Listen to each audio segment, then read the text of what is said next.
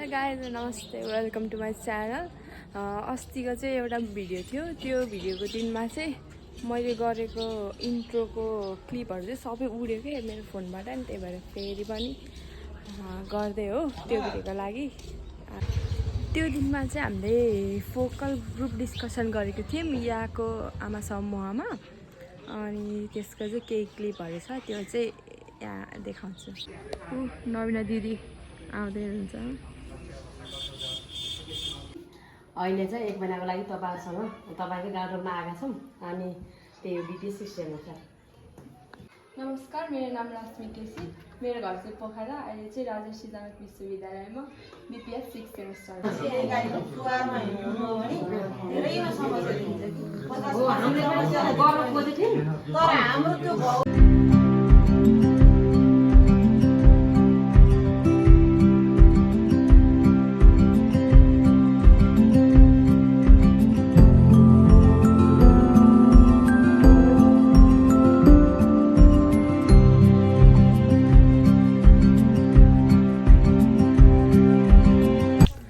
सामान छुट्टेछ, म चाहिँ सामान लिन जाँदैछु।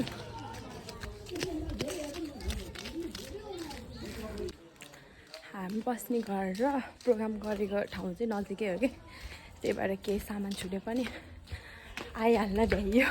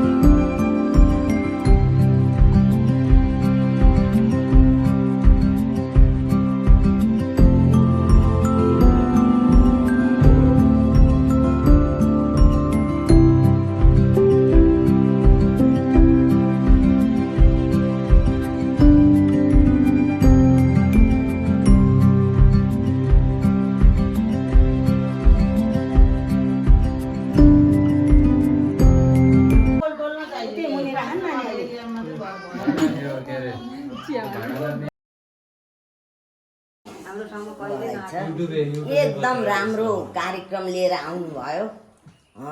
यस्तै विद्यार्थीहरू आएर हामीलाई सल्लाह सुझाव दिइरहनु भएको छ के दिन चाहिँ हजुरहरू पनि आउनुभयो, धेरै धेरै धन्यवाद छ। तपाईँहरूले गरेको काम एकदम राम्रो छ, स्वास्थ्यको लागि है, समाजको लागि, सबैको लागि राम्रो कार्यक्रम छ। हजुरहरूको फलोस् फुलोस्, धेरै नम्बर आओस् र राम्रो होस्। भविष्यमा डाक्टर भएर हाम्रै गाउँतिर सेवा गर्न आउनुहोस् भन्दै जिल्लाभरिमै एकदम सबैजना जिल्लाभरिमा आउनुहोस् भन्दै म यो सभापतित्व म अन्त्य गर्न चाहन्छु। हस्, नमस्कार।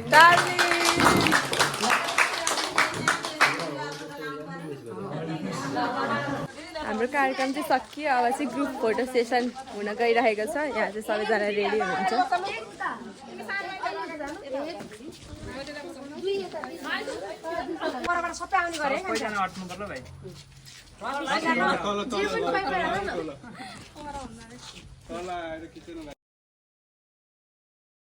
मेरो भुन्टी कति राम्री देखेकी। ल, आजको हाम्रो प्रोग्राम चाहिँ कस्तो भयो?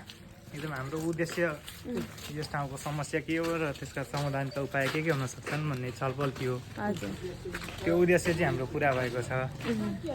हामीले लगभग 12 जना आमा समूहका सदस्यहरू राखेर फोकस ग्रुप डिस्कसन सञ्चालन गऱ्यौँ। हजुर। त्यसले गर्दा यस ठाउँमा चाहिँ नसर्ने रोगहरू चाहिँ अहिले व्यापक रूपमा बढिरहेको, सुगर प्रेसरको बिरामी चाहिँ घर घरमा रहेको, त्यसले गर्दा लुकेर रहेका पाठेघर अथवा यौनजन्य रोगहरू त्यो सम्बन्धी चाहिँ खोज पडताल अथवा उपचार पनि नजिकै नभएको कुराहरू समस्या आयो भने, अर्को समस्या चाहिँ यस ठाउँमा सुत्केरी र गर्भवतीलाई चाहिने रुरल USCको सुविधा नभएको कुराहरू आमा समूहमा भन्नुभयो र त्यसको लागि, त्यसको सुधारको लागि चाहिँ रुरल USC सुविधा चाहिँ सञ्चालन गर्न माग गर्ने, अनि एम्बुलेन्स यातायातको व्यवस्था लगायतको कुरा आयो भने विभिन्न चेतनामूलक कार्यक्रमहरू चाहिँ सञ्चालन गर्नुपर्छ भन्ने कुराहरू चाहिँ आमा समूहबाट हामीले पत्ता लगायौँ। ल भनेपछि आजको प्रोग्राम चाहिँ हाम्रो राम्रो रह्यो, सक्सेसफुल भयो। हाम्रो उद्देश्य पुरा हुने गरेको भयो। आज हाम्रो प्रोग्राम एकदमै राम्रो भयो। हामीले जे उद्देश्य राखेर कार्यक्रम सञ्चालन गरेका थियौँ एकदमै कार्यक्रम राम्रो भयो। ल हामी चाहिँ रुममा आइपुग्यौँ। आजको प्रोग्राम पनि सकियो, भिडियो पनि यति नै थियो। लास्टसम्म हेरिदिनु भएकोमा धेरै धेरै धन्यवाद। मेरो च्यानललाई चाहिँ लाइक, कमेन्ट, सेयर अनि सब्सक्राइब गरिदिनु होला। बाई।